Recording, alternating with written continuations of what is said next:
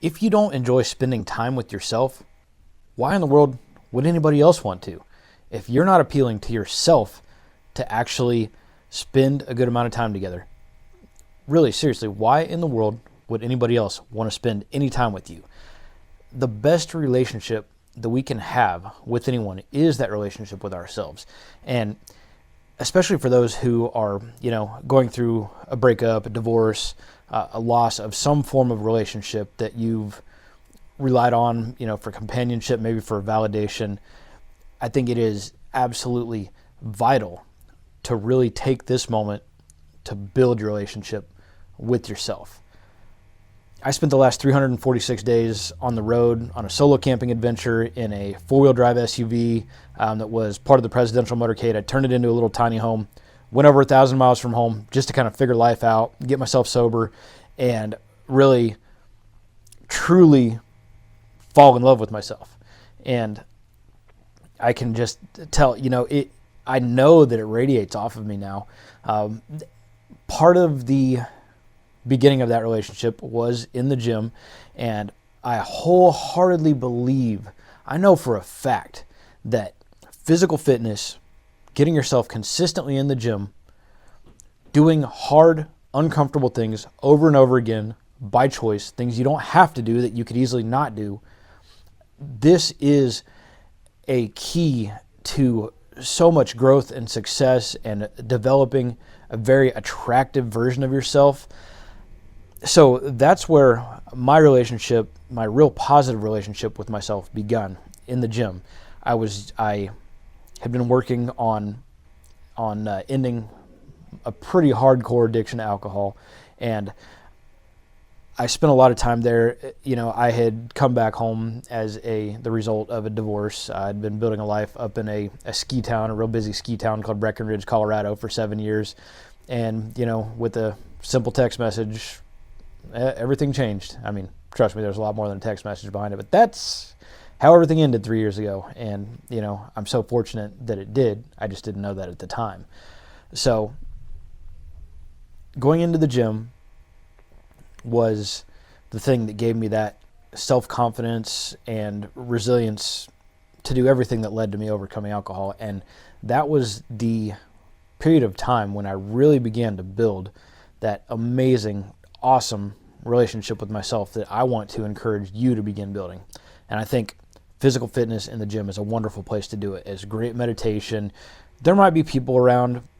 There would be multiple times. I don't talk to people. I don't interact with people at the gym. I would say hi to the front desk on the way in, put in my headset, do my thing. And I was never in a hurry to get out of there because, I'm busy before, I'm busy after. I might as well just enjoy my time for myself while I'm in the gym. And what I want to stress to you is that over time, we all have to get started with this somewhere, and the gym is a wonderful place to get started. A road trip, we don't all have the freedom in life that I had to pack up and just drive west and figure things out as I went. And I've got a whole channel about that. That one's got a lot of followers. This channel is more about self-development and all of these things, all of these amazing lessons I've learned in life that I really want to share with you and bring the world up to speed with. That channel is more, just cool, fun adventures. So check that out if you get a chance. But that was 346 days on the road. There were amazing challenges you couldn't imagine, discomforts, breakdowns, financial issues, weirdos at work. You name it. That it was Murphy's Law. It was as many challenges as you could possibly imagine, and then some. But the whole time I stayed true to myself. I kept moving forward. I didn't tuck my tail, run home, cry, and developed a lot more resilience through that. And upon the conclusion of this, and through the time I was there, as I developed more, as I got farther from alcohol, as I got even more locked in on my fitness and nutrition, I could just tell that people were more drawn to me as a result of me enjoying my time with myself more. And I know that there's a path that I want to encourage you to find the same thing within yourself, to start building that relationship, to get out, to do the hard, uncomfortable work, to get the things done you need to get done. And I believe Physical fitness is one of those keys, one of those barriers for everybody. When you're legitimately locked in, when you've been doing fitness for an extended amount of time, for years, when you know that this is your life, you know you're a tough, strong son of a gun, and you're going to get hit with other challenges, and you've built that strength, that resilience, that self-reliance to know that, yeah, I don't want to deal with this, but guess what? I'm going to. And that person has confidence. That person has self-belief.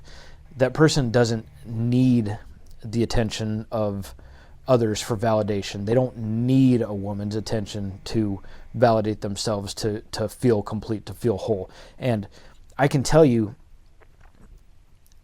in my interactions with women and my lessons over time, if let's say you're at a social event and a woman wants to give you the time of day, and she's pretty and she wants to come and talk to you. Most men, and I was like this at one point too, would want to, try to continue those conversations, try to take things further, try to get more attention from her and keep from losing that lead, that potential, which just makes you more clingy and less likely to actually end up taking that any further. On the other hand, imagine being the person who enjoys your time with yourself, is happy, enjoys the interaction with her, but then is happy going on his way, doesn't need to hang on to her, doesn't feel desperate. She's going to feel that. She's going to see it. It's going to be pretty obvious, and that's going to be far more attractive. And that's really, it's funny, we chase that which retreats from us. Well, if she's interested in having a conversation with you and you have a good conversation and then you're plenty willing to go on your way, she's going to be like, oh, wait, what? I've got to hang on to this guy. Now she's chasing you instead of you running around desperate, trying to get other people's attention, trying to maintain or lock down that relationship, that interest, that interaction. So just imagine the difference of a person who is confident, who is happy with themselves, who doesn't need the validation of anyone else, and knows that they're going to be fine with or without that person's attention, versus the clingy person that's like, oh my gosh, I've got this attention. This doesn't happen often. I better make sure to capitalize on this. I can't lose track of this person. And I mean, right, it's so obvious. You're going to feel it. They're going to be turned off by it.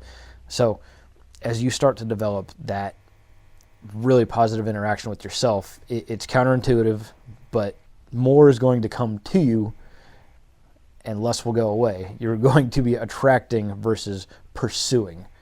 And I can tell you, I'm pretty much done pursuing in my life.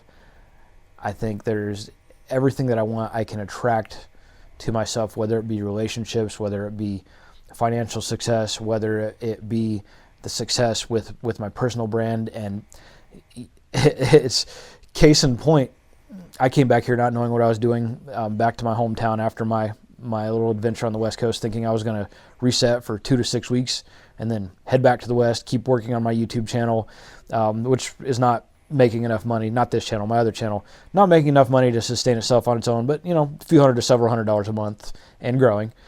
And I thought I would just head back out and do more food service, because you can get paid pretty good money, put cash in your pocket, and I continue my adventures living off in national forests on the beach and doing cool things. But I came back here, and one of my clients, who was previously the world's largest custom motorcycle manufacturer, has become a group of businesses with a parent company.